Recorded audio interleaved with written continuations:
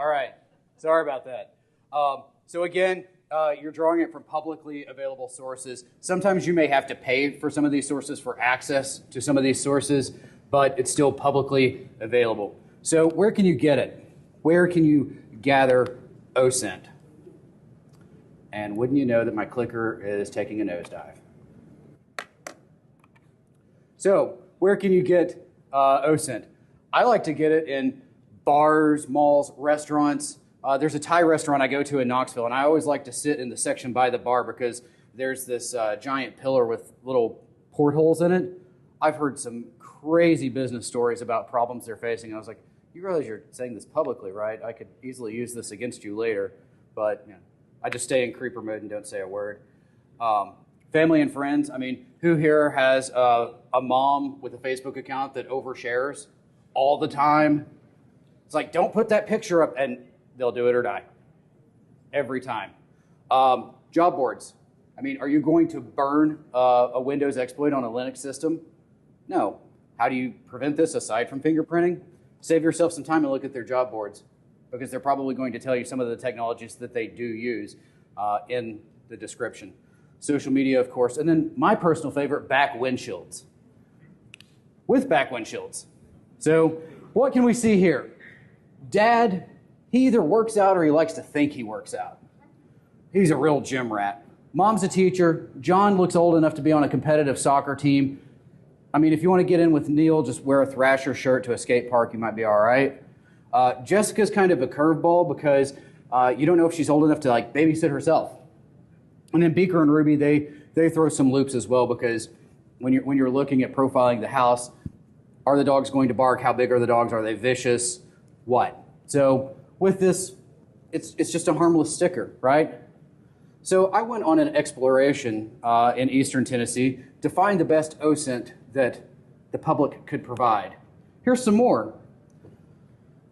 So what can we tell from this? They have shelties, so there's a yipper. They think, on the right, we see that they like Snow White and they think they're grumpy.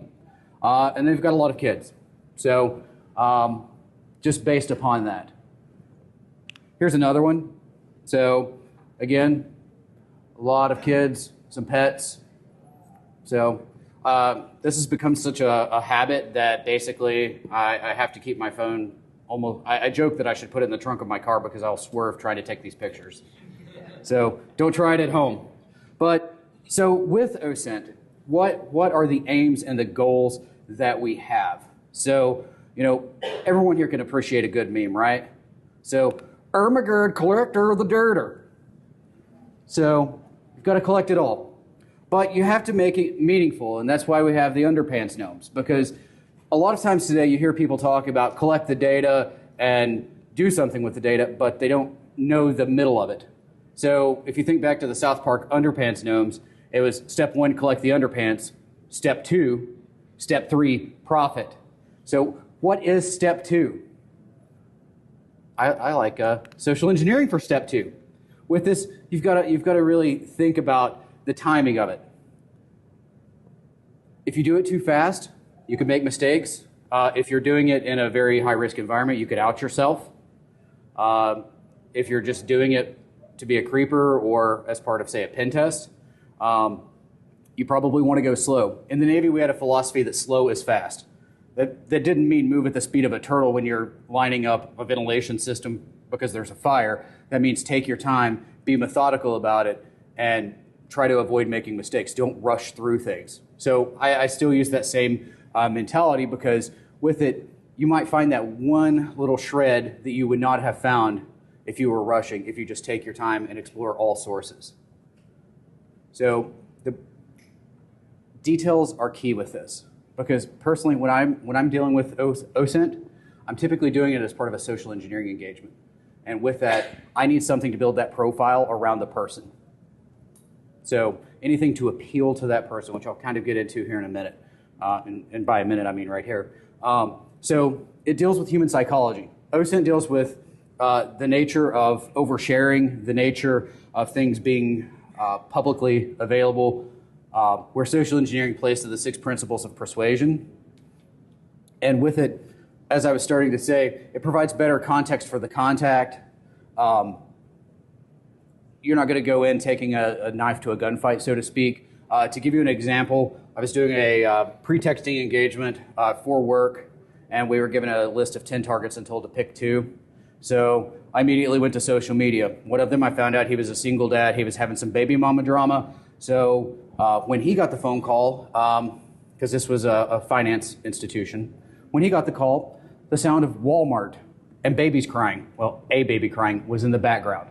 We were trying to appeal to his emotions. He stuck to his guns, but the other one, she was like an OSINT gold mine. I know when she got married, I know who she got married to, where she got married, who her photographer was, where she eats lunch every day. I'll give you a hint, it's Chick-fil-A. The nickname that her nieces have for her, and then her husband's favorite sports teams. Unfortunately for us, fortunately for her, when we called her, she didn't answer. She must have been at Chick-fil-A. I don't know. But either way, she didn't answer. But had she answered, we had enough stuff to where we could reasonably say, we need to get this done so that we were going to go to Indianapolis that weekend because the Titans were playing the Colts. He was a Titans fan. So we were trying to employ urgency to be able to say, we need to get this done to our account so that we can have access to it because we've got to get out of town. The female on the call was going to be like, I need to plan my wedding. I'm meeting my mother-in-law. We had just completely honed into everything. But again, she didn't answer. So in that vein, you all want to see a little demo? Everybody like Facebook? Facebook's beautiful. Facebook is beautiful. So right here, who is familiar with the Facebook Live map? If you aren't, you should be. Because right here we could see anyone who is public on Facebook Live. We could actually spy on Black Hat right now because their keynote is on Facebook Live. But anyway, so what we'll do is we'll hone in here. You've got the bubble style heat maps. Let's see what this is.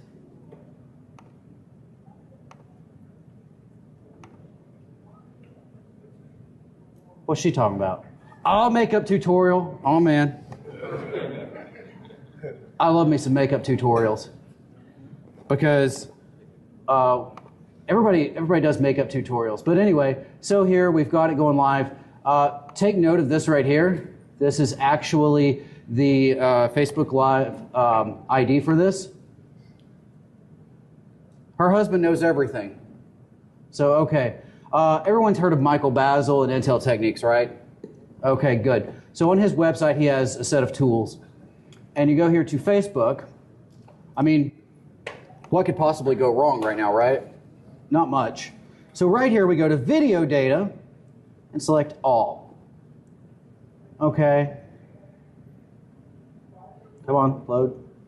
Don't throttle me now. So, okay, we see all this stuff. What does this mean? Well, remember that ID? Oh, look here. And look what's right beside it. Latitude and longitude. What could possibly go wrong, right? But remember, this is a feature, not a vulnerability. And I got to cut some of this here out.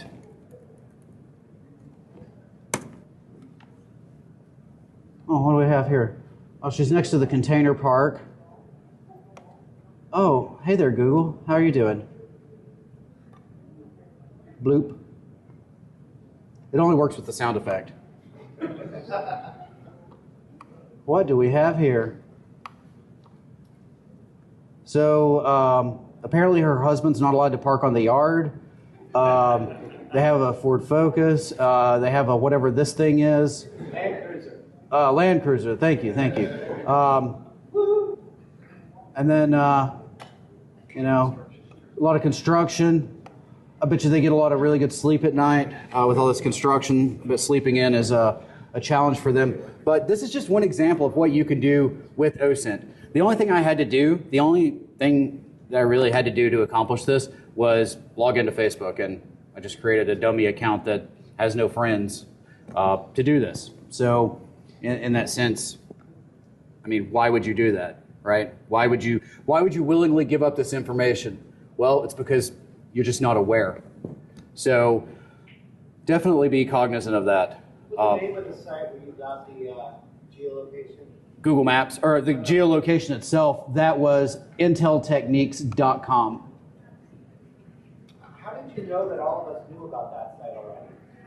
Well, it was an assumption. But in that same regard, just to take a little time and actually go over it briefly in the interest of time, basically Michael Basil authored the open source intelligence techniques book. He created this site. You can do several things. It's very similar to Justin Nordin's OSINTframework.com, but it's a little bit more centralized, where you can take something like a real name, a username, an email address, a phone number, Facebook, Twitter information, and you can do all sorts of things. So here on the Facebook one, we'll just kind of browse it once I can get my cursor back over. And then with it, you can look at where they've visited, where they've checked in, who they like, apps used, videos, post tag, like, employers. And then right here, you can actually see common details between two users, common places, friends by location, likes, and so on. So there's just a lot of information here, and this is just based on focused queries of Facebook. You can do very similar things with Twitter. Basically, you can do it from the command line or the user interface. From the command line, you typically have to have an API key, which Twitter, it's ridiculously easy to get API keys. Facebook's a little bit harder, but it's still doable. You're welcome. So back into the presentation. So most OSINT, it starts with a single piece of information. It could be a name, an email address, a business. An example of such, I heard a story of some incident response in the past few weeks where someone had went in and there was a suspicion of insider threat. But then the contact at the business approached the incident responder and said, I got this ransom note, but it looks absolutely bogus. Is this legitimate? Well, a quick search of the email address, and yes, it was Alita ransomware. So, and 36 hours had passed, so bye-bye to your files. So that would have been an easy way to validate that. It says, hey, email this email address. Validate it, see what else is coming up. Where is this information also located? So physical addresses, that can be used. Josh Huff, last year at DerbyCon, he did a lot of amazing things with an image of a gas price. Because what he did is he actually looked at the reflection and saw the vehicle that was in it, and through some research, he was actually able to enumerate the color, the make, and the model, just based on the reflection, because somebody was bragging about gas prices. So if we want to pull the yarn a little more, every time I think of this, I always think of Weezer's Undone the Sweater song. You just gotta pull the string as we walk away. Password dumps. Have I been pwned? It's a great place. There used to be a slightly unethical website called Leaked Source. For $4, you could find out all the passwords that you could consume in a day. But it since went bye-bye. Social media. Again, the moms that overshare everything. Email accounts, of course, because email accounts are tied to things. Sometimes you can search by email account. I was running open source intelligence against a friend just in preparation for this week. And I was like, hey, are you still selling this on Etsy? What? What are you talking? I don't have an Etsy. Are you sure? Yeah, I'm sure. Screenshot, here we go. You do. Oh, I forgot about that. Yeah, you did.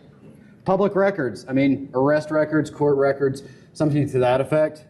I had some friends that had some public judgments against them, and boy, are they getting spammed right now, and there's nothing you can do about it because it's out there.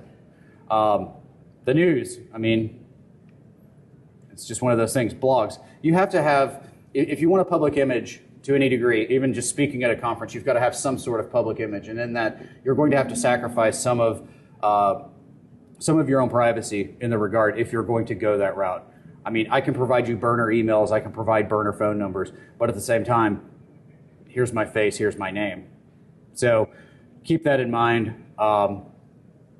SEC filings, that's a good place as well. SEC Form 10K is one of my absolute favorites because you can find out how the business is doing. You can find out some of the things the business has been struggling with or what the business is looking at for the future. What is it? SEC Form 10K. Any publicly traded company has to produce it. So publicly traded company in the US, rather. So is this once and done? And the answer is no. It's one of those things you need to take the time, refine it, and do whatever you need to do to keep getting more information. You might be at the end of your rope. You might be about to say, I have found everything I can find. You find that one username, and then you go back through, and there's the keys to the kingdom. I'm sure Micah Hoffman up here could actually enumerate that or speak to that at some point. But, you know, it's one of those things that you've just got to take the time to look. A lot of times it's there in plain sight.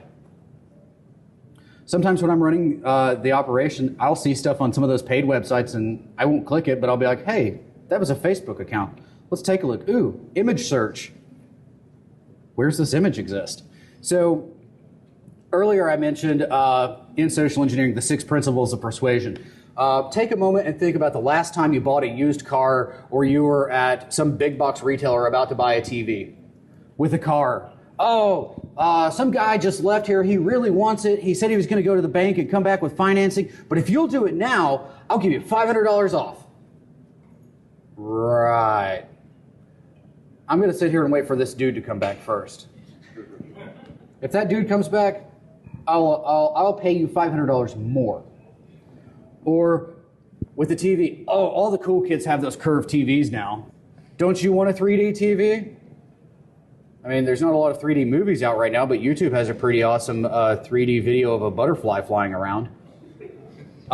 Reciprocity, you scratch my back, I scratch yours. Authority, when you see those ransomware domains or ransomware demands that say the FBI, that's playing to the authority. And then, of course, likability. It's like, you know, I'm just a good guy, man. Buy this car from me. I've got to feed my kids.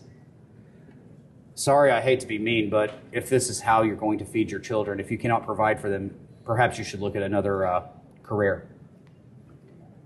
Just being honest. So with that, we apply these principles to phishing, vishing, whatever, impersonation. Why do we do this? Like I gave in the example before, if you know enough about your target, you can play to their emotions. You can understand enough about them. You can kind of get in their head and be able to say, you know, it's just a shame that happened. Let's take a stand against it. Whatever. Something to that effect. It's very simple. Quick story actually about a phishing engagement I did recently. So there was a company that wanted to get phished, and they did not want something out of the box like Fish Me or Go Fish or something like that. So I was like, okay, I'll do it. Let's do some open source intelligence first. Let me see what I can find. Well, the CEO was retiring the next week. The COO was taking over. A quick email got his out of office, so I got his signature line there. From there, I bought the .us to their .com. I bought a Google domain, got a DigitalOcean droplet, and used Let's Encrypt. So at this point, I've spent about $20. We cloned SurveyMonkey. We put their logo on it. I write up a well-crafted email to the tone of the COO, thanking the employees as part of the team for doing all the great things that they do. And then I sent it out with a link using Bitly. Flag number 1. I had 150 targets. I decided to go low and slow. I was trying to avoid any filters. And I got shut down 3.5 hours in, not before I got 85 emails out. I got about 8 out-of-office replies, 17 usernames, 18 passwords, 17 sets of password reset questions. All because I took the time to find out that their COO was taking over for the CEO and put together an email and actually quoted the CEO in the email based on a press release that had came out 3 weeks prior. Because I took the time, I had the credibility to get the fish. And it was very simple, no big deal. So I'm going to go a little bit out of order here. Any questions? And then I'll tell you how to contact me. Yes, sir. Do you do any kind of mentoring? Do I do mentoring? Caroline, do I do mentoring? He does mentoring. Yes, I'll give you a card afterwards. So actually, she's one of my mentees. We did some data carving for BSides Cincinnati earlier this year.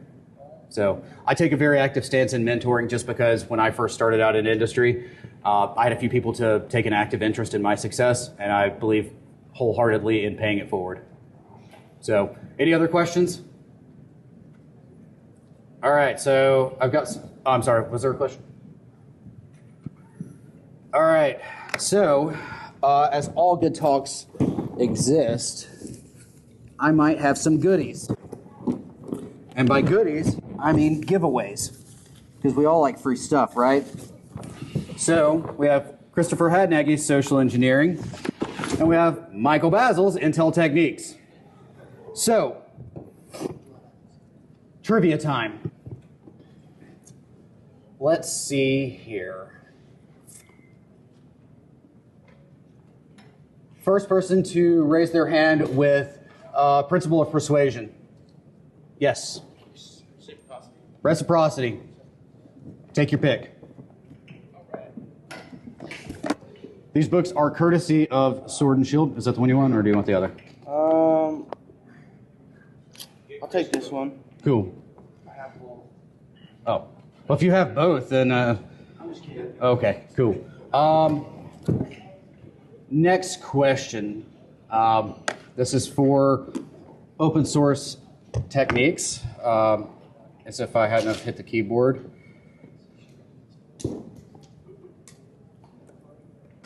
Just getting caught up here. All right, so,